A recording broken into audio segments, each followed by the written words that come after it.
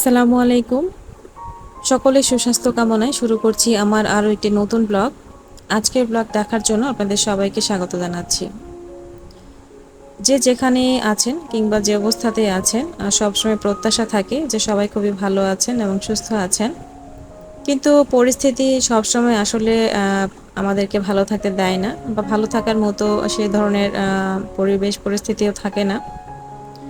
সকাল সকালই আমি একটা পার্সেল রিসিভ করলাম। কয়েকদিন আগে আমি অনলাইন ঘাঁটতে ঘাঁটতে এই ফ্যানগুলো আমার চোখে পড়েছিল, রিচার্জেবল ফ্যান। তো সেগুলো দেখে আমি অর্ডার করেছিলাম।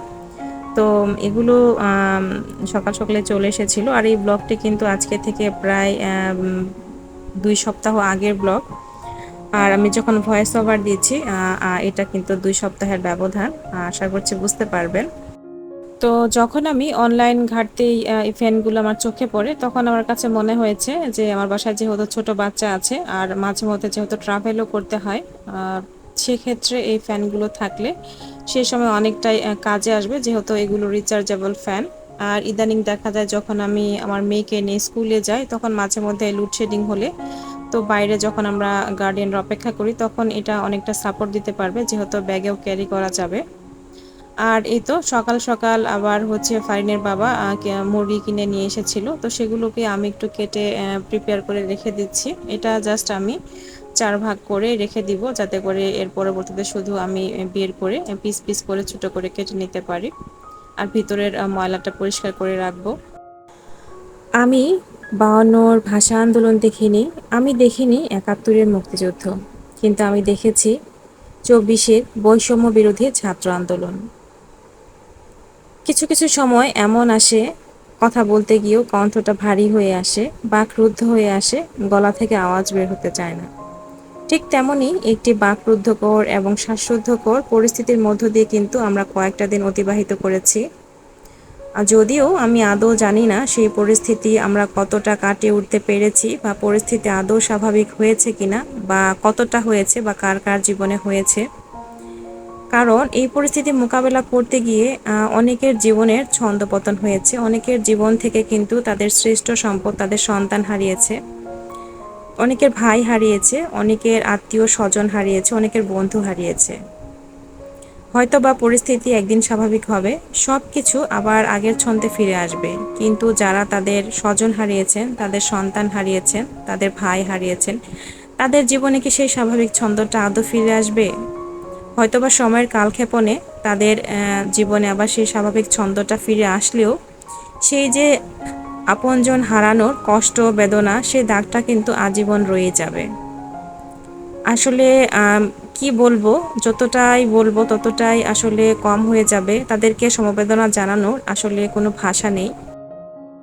বৈষম্য বিরোধী এই ছাত্র আন্দোলনে যারা নিহত হয়েছেন, যে সমস্ত ভাইরা শহীদ হয়েছেন, বা ঘটনাক্রমে যারা এই ঘটনার মধ্যে পড়ে গিয়ে তাদের মূল্যবান জীবন হারিয়েছেন, সৃষ্টিকর্তা যেন তাদের প্রত্যেককে জান্নাতুল ফেরদাউস দান করেন, আমিন। আর শোকাহত পরিবারের প্রতিটি সদস্যকে আল্লাহ তাআলা আরও বেশি শক্তি দিন, আরও বেশি দৃঢ় মনোবল বাড়িয়ে দিন, যাতে করে তারা তাদের সামনের পথটুকু অনেক দৃঢ়তার সাথে অতিক্রম করতে পারেন। এই কামনাই থাকছে। আসলে যার চলে যায় সে জানে আসলে হারানোর যন্ত্রণা, সেটা হয়তো বা আমরা দূর থেকে খানিকটা উপলব্ধি করতে পারি মাত্র। তো যাই হোক, এই তো আমি কিন্তু আজকে বিকেলের নাস্তা তৈরি করে নিচ্ছি এই মুহূর্তে। এগুলো হচ্ছে আমাদের এলাকার আঞ্চলিক ভাষায় আমরা এগুলোকে গড়গড়ি পিঠা বলে থাকি। এটা আসলে অনেকেই অনেকভাবে বানিয়ে থাকেন, কেউ গুড়, কেউ আবার নারিকেল দিয়ে বানিয়ে থাকেন, তবে আমি শুধুমাত্র লবণ দিয়ে বানিয়েছি। এটাকে আমাদের এলাকাতে আমরা গড়গড়ি পিঠা বললেও অনেক অঞ্চলে আমি দেখেছি এটাকে মেরা পিঠা বলে থাকেন।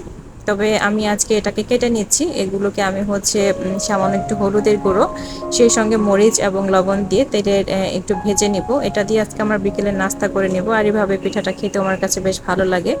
আর এখানে আমি একটা ড্রাগন ফল কেটে নিচ্ছি।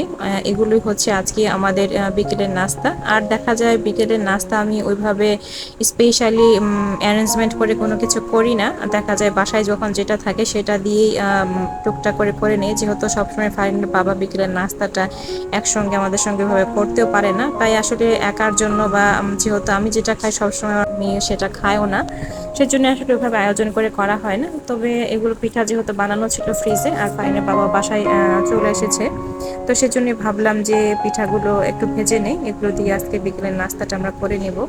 তো ভিডিওর এই পর্যায়ে সেই কথাটি আরও একবার বলতে চাচ্ছি আপনাদের সবার উদ্দেশ্যে। এখন পর্যন্ত যারা ভিডিওটি দেখছেন, যদি ভিডিওটি আপনাদের কাছে ভালো লেগে যায় তাহলে অবশ্যই এটি লাইক দিতে ভুলবেন না। আর আমার এর পরের ভিডিওগুলো দেখতে চাইলে আমার চ্যানেলটিকে সাবস্ক্রাইব করে পাশে থাকা বেল বাটনের অল অপশনটি সিলেক্ট করে দিবেন। আর অলরেডি যারা কাজগুলো করে দিয়েছেন আপনাদের সবাইকে জানাচ্ছি অসংখ্য অসংখ্য ধন্যবাদ। আমার পিঠাগুলো কিন্তু ভাজা হয়ে গেছে। আমি কিন্তু এগুলোকে ডুবো তেলে ভাজিনি, আমি এখানে শুধুমাত্র হলুদ, মরিচ আর সামান্য একটু লবণ দিয়ে এগুলোকে ভেজে নিচ্ছি। আর এটা অনেকটাই এখন ক্রিস্পি হয়ে গিয়েছে, এই অবস্থাতেই কিন্তু আমি এটাকে উঠিয়ে নিব। আমাদের ওই সাইডটাতে, বিশেষ করে ময়মনসিংহের ওই সাইডটাতে বা শেরপুরের ওই সাইডটাতে অনেকেই দেখি এগুলোকে বেগুন ভর্তা দিয়ে খেতে বেশ পছন্দ করে। তবে আমরা এটাকে এভাবে ভেজেও খাই, এটা আমার কাছে বেশ ভালো লাগে। পুরো পৃথিবীটা যদি আজকে একটি যুদ্ধক্ষেত্রে রূপান্তরিত হয় তবুও কিন্তু সময় থেমে থাকবে না।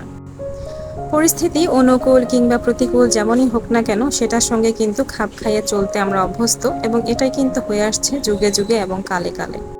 আমাদের দেশে যে চলমান পরিস্থিতি সেটাও হয়তোবা একদিন স্বাভাবিক হয়ে যাবে, হয়তোবা সকল ন্যায্য দাবি দাওয়াগুলো প্রতিষ্ঠিত হবে। কিন্তু ভারাক্রান্ত হৃদয়ে আজকে একটা কথাই বারবার বলতে ইচ্ছে করছে, মাঝখান থেকে যে প্রাণগুলো ঝরে গেল, তাজা প্রাণ, সেগুলোর বিনিময়ে কি মূল্য নির্ধারণ করা হবে?